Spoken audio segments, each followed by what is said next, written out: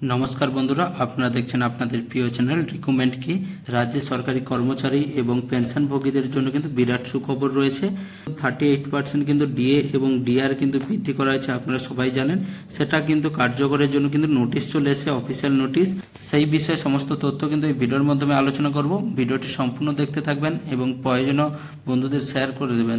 পশ্চিমবঙ্গ সরকারের finance department কিন্তু 4 August একটা নোটিশ কিন্তু জারি করেছে। যে নোটিশটি আপনারা কিন্তু অনস্ক্রিনে দেখতে পাচ্ছেন। গভর্নমেন্ট অফ ওয়েস্ট বেঙ্গলের তরফ থেকে, এখানে দেখতে পাচ্ছেন ফাইন্যান্স ডিপার্টমেন্টের তরফ থেকে 4/8/2026 তারিখে কিন্তু নোটিশটি জারি করেছে। সেই নোটিশে কি রয়েছে বিস্তারিত আলোচনা করব।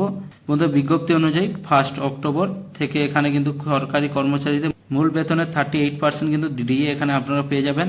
শুধু সরকারি কর্মচারী নন, সুবিধা পাবেন সরকারি সহায়প্রাপ্ত স্কুল ও কলেজের শিক্ষক শিক্ষিকারা, স্ট্যাটুটরি বডির কর্মীরা, সরকারি সংস্থার কর্মীরা, পঞ্চায়েত কর্মীরা, পৌরসভা ও পৌর নিগমের কর্মীরা এবং অন্যান্য স্থানীয় সংস্থার কর্মীরাও এখানে কিন্তু পাবেন।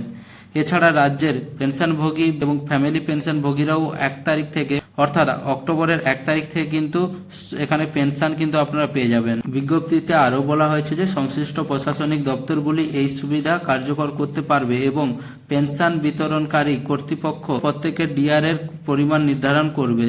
ডিএ বৃদ্ধি নিয়ে আপনার কি মতামত রয়েছে অবশ্যই কমেন্ট করবেন। এই চ্যানেলে বিভিন্ন সরকারি চাকরির আপডেট এবং বিভিন্ন সরকারি প্রকল্পের আপডেট এবং এরকম ইম্পর্টেন্ট খবর পেতে অবশ্যই কিন্তু চ্যানেলটি সাবস্ক্রাইব করে দেবেন এবং ভিডিওটি থেকে আপনাদের উপকার হয়ে থাকলে ভিডিওতে একটা লাইক করে দেবেন।